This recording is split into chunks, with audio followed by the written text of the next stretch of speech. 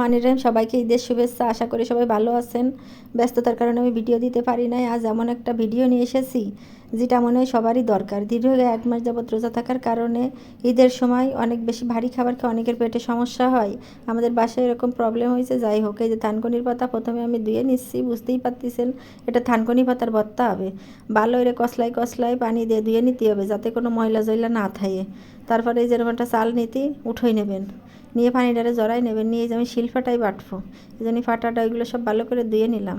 এবার এই যে আমি এখানে 2টা রসুনের কুয়া আর একটা বোম্বাই কাঁচামরিচ, অল্প একটু শস্য আর একটু নুন আর একটু জিরে একসাথে দিয়ে সুন্দর করে বাইটে গইসে বাইটে নেব। বাইটে নেওয়ার পরে কেতেছি দেখতেই থাকেন। এবার বাইটে নেওয়ার পরে এবার থানকুনি পাতাগুলো দেবো। অবশ্যই পানি জড়াই নেবেন, পানি যেন না থাকে। এবার থানকুনি পাতা দিয়ে সুন্দর করে বাইটে নেব। বাইটে নেওয়ার পরে এটা গরম ভাত দিয়ে খাবেন, কিন্তু গরম ভাত দিয়ে খালে কিন্তু অনেক বেশি মজা হয়। আর এটা পেটের ফিটাইতে অনেক উপকারী। থানকুনি পাতা তো মানে সবাই কম বেশি চেনেন, আর যারা গ্রামে থাকেন তাদের তো কথাই নেই, তারা তো সবাই চেনবেন আর জানেন তো সে কত উপকার।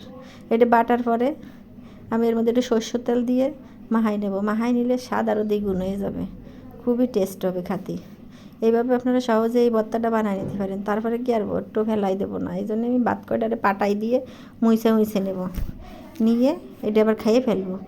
আমার চ্যানেলটা নতুন, যদি ভালো লাগে অবশ্যই সাবস্ক্রাইব করে পাশে থাকবেন, বেল আইকন বাজাই দেবেন যাতে সব ভিডিও আগে পাইয়ে যান।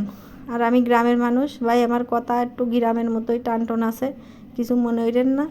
ভালো লাগলে আমার পাশে থাকেন যাতে আমি আরও ভালো ভিডিও আপনাকে দেখাতে পারি আমার গ্রাম সম্পর্কে আরও অনেক কিছু। আরে আফার আসে ভিডিও করতে মনে নেই, কিন্তু গরম ভাত দিয়ে অবশ্যই খাইয়েন, নাহলে কিন্তু মজা পাবেন না।